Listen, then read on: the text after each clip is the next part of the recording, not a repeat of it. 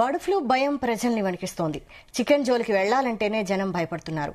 దాంతో చికెన్ ధరలు ఒక్కసారిగా తగ్గిపోయాయి. అయితే డాక్టర్లు మాత్రం బర్డ్ ఫ్లూ పట్ల అప్రమత్తత అవసరమే కానీ అతిపెద్ద మహమ్మారి ఏం కాదంటున్నారు. కాబట్టి ఆందోళన చెందాల్సిన అవసరం లేదంటున్నారు. అసలు బర్డ్ ఫ్లూ ఎలా వస్తుంది, వస్తే ఎవరికి ప్రమాదం, రాకుండా ఏం చేయాలి అనే విషయాలు ఇప్పుడు తెలుసుకుందాం.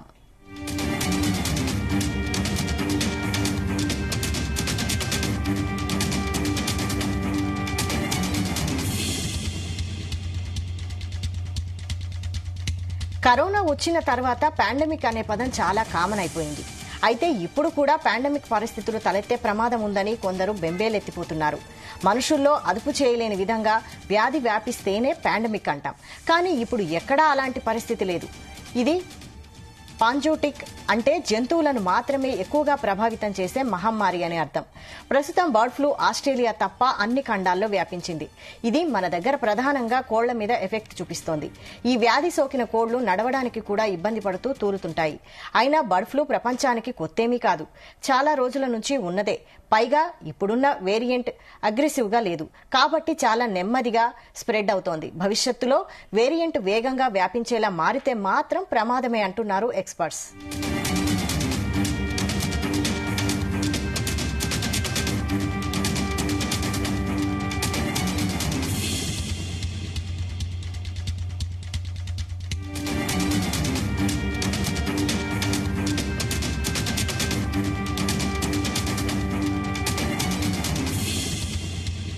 జంతువులకు హాని చేసే వైరస్లు చాలా ఉన్నాయి.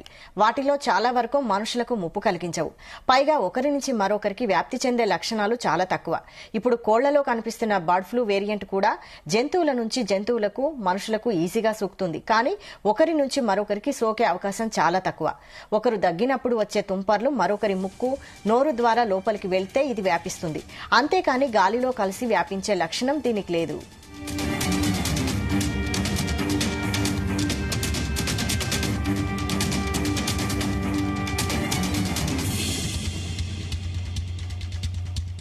Bird flu avian influenza virus. ఇది పక్షుల్లో వ్యాపిస్తుంది. ఇది ముందుగా బాతుల్లాంటి నీటి పక్షుల్లో పుట్టినట్టు నిపుణులు చెబుతున్నారు. అది మనుషులతో సహా ఏ జంతువుకైనా వ్యాపిస్తుంది. పక్షుల రెక్కలు, రెట్టలు, శరీర ద్రవాల ద్వారా ఇతర పక్షులకు వ్యాపిస్తుంది. పెంపుడు జంతువుల విషయానికి వస్తే ఈ వ్యాధి సోకితే బ్రతకడం చాలా కష్టం. బర్డ్ ఫ్లూ పక్షులకే కాదు, మనుషులకు కొంత ప్రమాదమే. అయితే లక్షణాలు మాత్రం కొందరిలో తేలికపాటిగా, మరికొందరిలో తీవ్రంగా కనిపిస్తుంటాయి. ఈ వ్యాధి సోకితే సాధారణంగా జ్వరం, దగ్గు, గొంతు నొప్పి, కండరాల నొప్పులు, కండ్ల కలక, యాంగ్జైటీ, నిద్రలేకపోవడం లాంటి లక్షణాలు కనిపిస్తాయి. ఇది ప్రాణాంతకమా అంటే కిడ్నీ సమస్యలు, గుండెపోటు, డయాబెటీస్ లాంటి దీర్ఘకాలిక వ్యాధులు ఉన్న వాళ్లపై ఎక్కువ ఎఫెక్ట్ చూపిస్తుంది.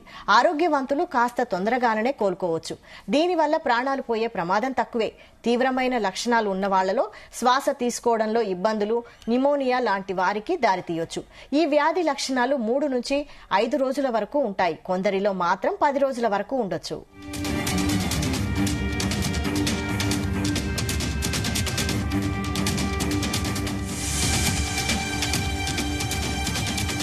ప్రస్తుతం మన దగ్గర బర్డ్ ఫ్లూ వ్యాప్తి ఎక్కువగా లేకపోయినప్పటికీ జాగ్రత్తగా ఉండడం మేలని డాక్టర్లు సూచిస్తున్నారు.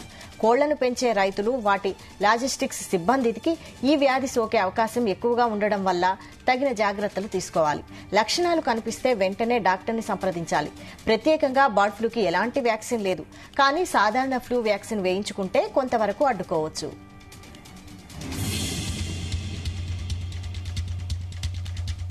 బర్డ్ ఫ్లూ రాకుండా ఉండాలంటే చికెన్ ని ఇంట్లోనే శుభ్రంగా క్లీన్ చేసుకుని బాగా ఉడికించి తినాలి.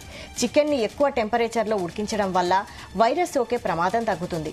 బయట రెస్టారెంట్లలో వండింది తినకపోవడం చాలా బెటర్. ఎందుకంటే వాళ్ళు ఎలా వండుతున్నారో మనకు తెలియదు. పర్సనల్ హైజీన్ కూడా ముఖ్యమే. చేతితో ముక్కు, నోరు తాకేటప్పుడు ఖచ్చితంగా క్లీన్ చేసుకోవాలి.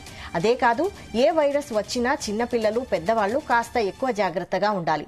వైరస్ వ్యాప్తి ఎక్కువగా ఉండడం వల్ల కొందరు పిల్లలు దీన్ని తట్టుకోలేకపోవచ్చు.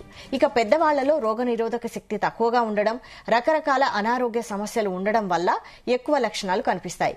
కానీ మిడిల్ ఏజ్ వాళ్లు హెల్దీగా ఉండడం, అప్పటికే చాలా రకాల వైరస్లకు ఎక్స్పోజ్ అవ్వడం వల్ల కాస్త ఇమ్యూనిటీ ఎక్కువగా ఉంటుంది. దాంతో తొందరగా కోలుకుంటారు.